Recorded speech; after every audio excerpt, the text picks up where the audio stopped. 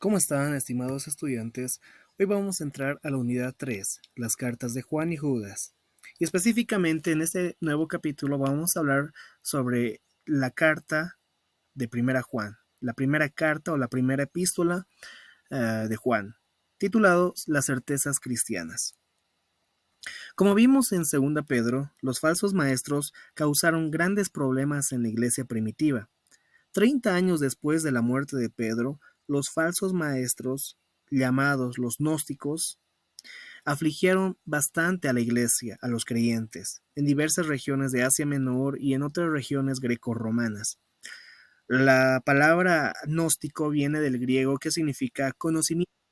Las ideas gnósticas del tiempo de Juan reflejaban el conocimiento secreto que cada persona necesitaba para ser salva.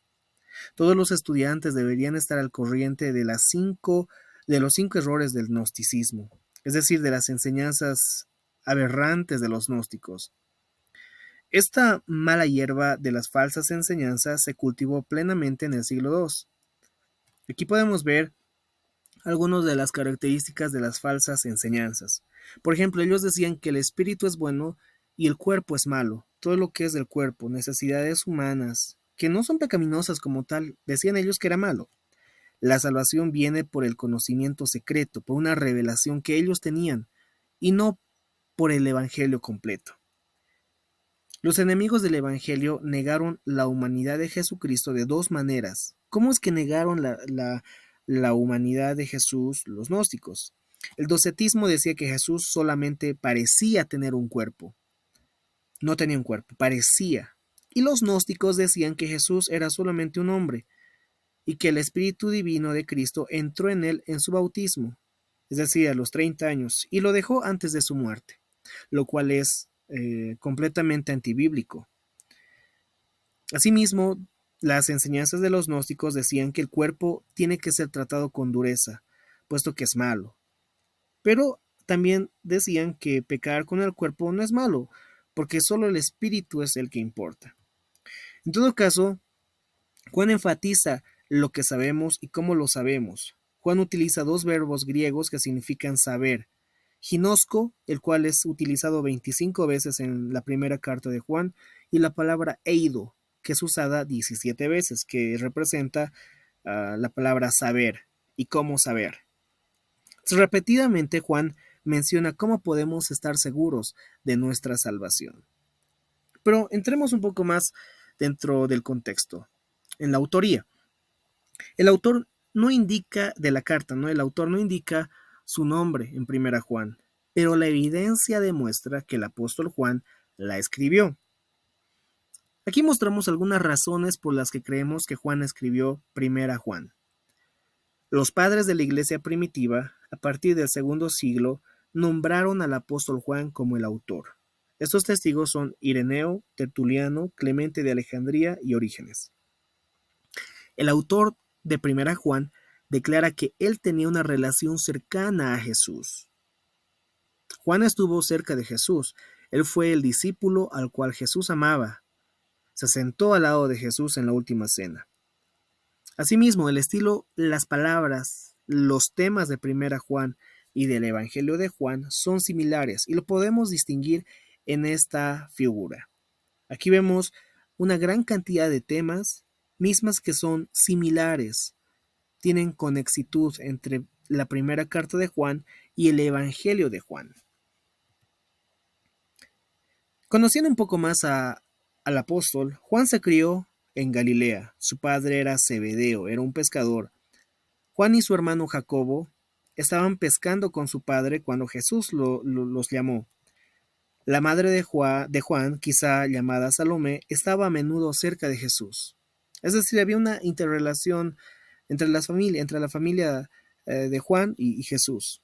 Juan era parte también del círculo íntimo, era uno de los 3 apóstoles más cercanos a Jesús.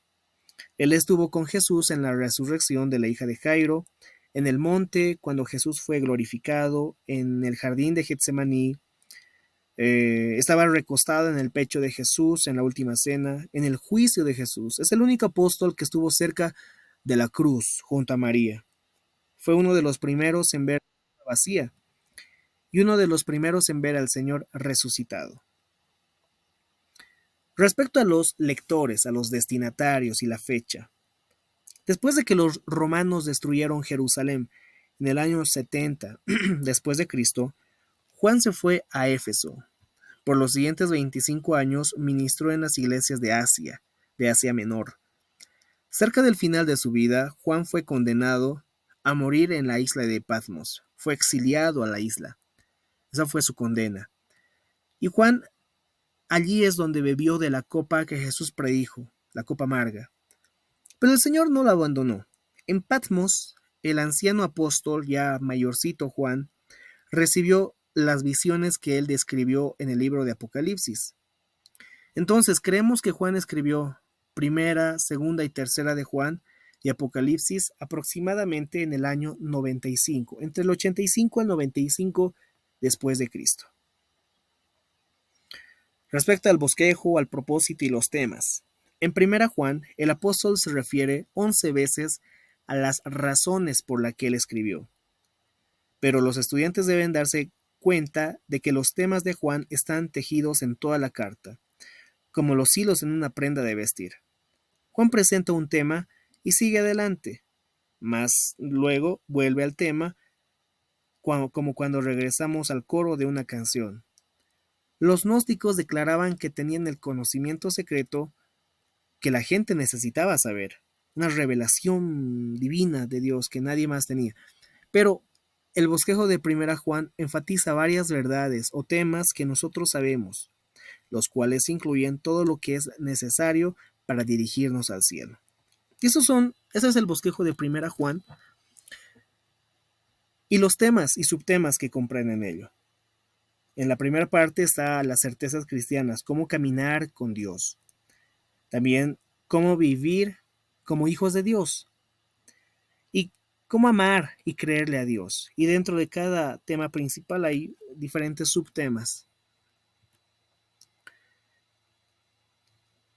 Es importante aprender y reconocer esta ilustración. Francisco les preguntó a varias personas qué es cristianismo. Algunos dijeron es una manera de vivir, otros lo llamaron una organización. Uno incluso dijo que el cristianismo era una herramienta usada por capitalistas. Pero Francisco hizo una segunda pregunta: ¿quién es Jesús? Las respuestas fueron aún más confusas. Muchos dijeron un buen hombre, otros contestaron no estoy seguro o no sé. Vivimos en días de debates sobre Jesucristo, sobre el cristianismo, sobre la iglesia. Juan escribió esta carta en una época en que los pensamientos de la gente sobre Jesús eran desordenados y confusos, mucho más que ahora. Y asimismo, los falsos maestros habían traído confusión a la iglesia, trayéndoles supuestas revelaciones divinas, conocimiento secreto que nadie más sabía. Los creyentes débiles comenzaron a preguntar: ¿quién es Jesús? ¿Quién tiene razón, los apóstoles o estos nuevos maestros, es decir, los gnósticos? ¿Cuál es la verdad? Y Juan inicia esta carta enfrentándose con preguntas como estas. Él comienza proclamando las verdades centrales del cristianismo. Todas estas verdades centrales se relacionan con la persona de Jesús. Primera Juan 1:1-4 es el prólogo de la carta, es como una introducción que los predicadores usan en su sermón para preparar a los oyentes para lo que sigue. Entonces es importante reconocer esos temas, el bosquejo principalmente y el propósito, ¿no?, de Juan respecto a esta primera carta. De esta forma estaríamos terminando esta clase.